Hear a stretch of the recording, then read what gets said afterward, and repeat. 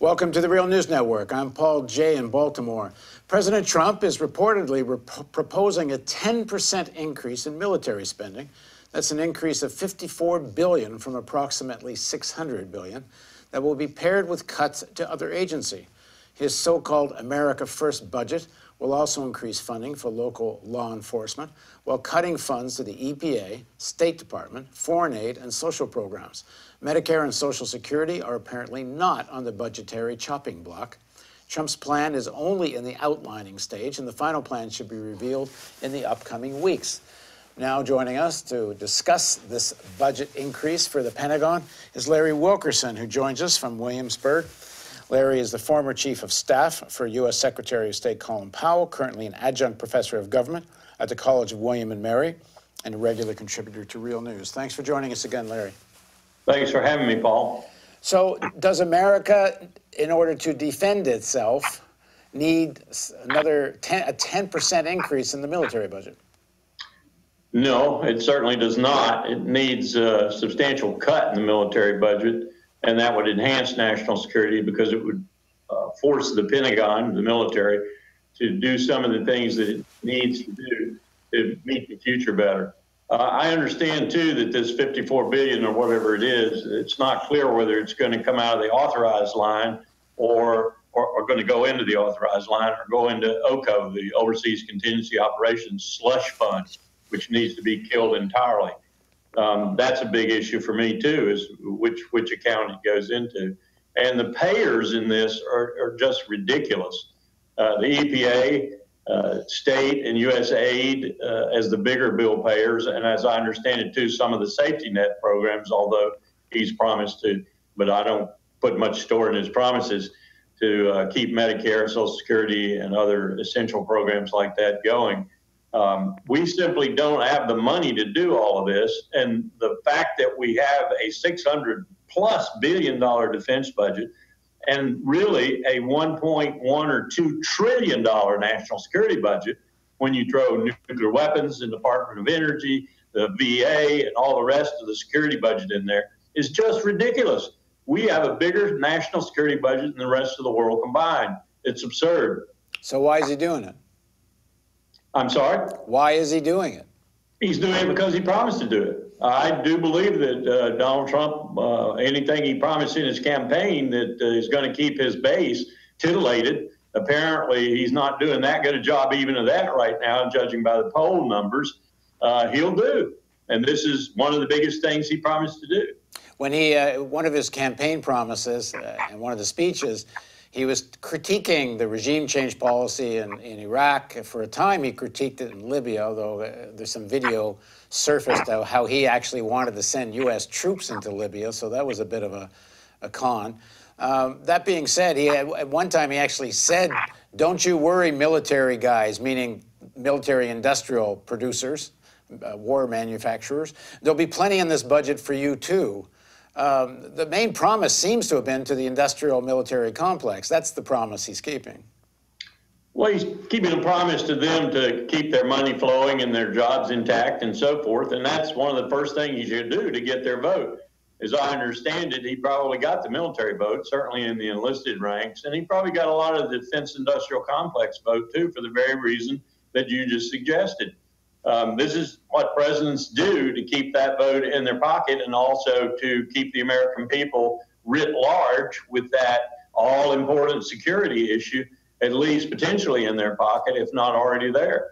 Now, 10%, it's a fair amount of money, so, $54 billion. Does this suggest that he has plans for something? And we know, you and I have talked about this before. He's certainly, his foreign policy speeches and those of the people in his cabinet, more or less, have all said Iran is the problem. That probably means they would like to snap sanctions back, perhaps more. There's been this suggestion, he said in Trump's speech at the CIA, where he talks about how if I'd been president, we would have grabbed the oil, and then he says, maybe we'll have another chance. I mean, is part of this that they are planning something? I don't think so. I hope not, because all of those things you suggested, plus a number of others I could conjure up, would not be good for this country, not in our national interest, primarily because prima facie they're not in our national interest, but also because we can't afford to be doing these sorts of things. Paul, let's face it, we can't afford another $54 billion on the military. Where are we going to get it? Print it? We're going to go out with war bonds to the American people, or maybe to the Chinese or the Japanese or the British, our biggest benefactors. Where are we going to get this money? We've gotten $4+ billion over the last year or two in this quantitative easing program simply by going to the Treasury and printing it, or to the Mint and printing it. This is unsustainable. It's disastrous policy, and I don't know where we're headed. Well, the argument they're giving is that the American armed force, their hardware, the cyber warfare and such, it all needs to be modernized. General McMaster, who's going to be advising Trump, he's been pushing for a new tank, or armored vehicles, lots of rhetoric around the need to have a major overhaul and modernization, suggesting somehow that Russia and China are actually more modernized than the United States is. All of which is nonsense. And I wouldn't be talking about tanks. I wouldn't be talking about aircraft carriers. I wouldn't be talking about bombers. I wouldn't even be talking about F-35 stealth fighters. I'd be talking about things like 3D printing, robotics, artificial intelligence, and other technologies that are coming on so fast that they're going to make all these legacy systems, which are extremely expensive and make, for the military-industrial complex, of course, a lot of money, passé. Just look at the underwater dimension, for example. 3D printing a submarine that's unmanned, and that's the future, Paul. Not manned flight, not manned, unmanned. You put a submarine under the ocean and hang a few smart torpedoes, smart mines on it, and you go out. And by the way, for the price of a Nimitz-class carrier, Ford-class carrier, you can build about 150,000 of these submarines, and you go out and you kill that $14 billion Ford-class aircraft carrier, or you kill a $4 billion, $5 billion ballistic missile-class submarine, Ohio-class submarine. That's the new technologies. And by the way, those technologies are going to be in the hands of state and non-state actors sooner rather than later. These are the kinds of things we should be looking at. These are huge cost savings technologies. They're deadly, dangerous technologies. We need to have protocols and standards, international law, and other things in place for their use. Cyber warfare, as you were talking about, going after people's networks. Nowhere, of course, is there anyone more vulnerable than ourselves to that kind of warfare. These are the items, the technologies of the future, not aircraft carriers, not stealth fighter planes, perhaps not even submarines, based on what I just said about unmanned submarines taking them out.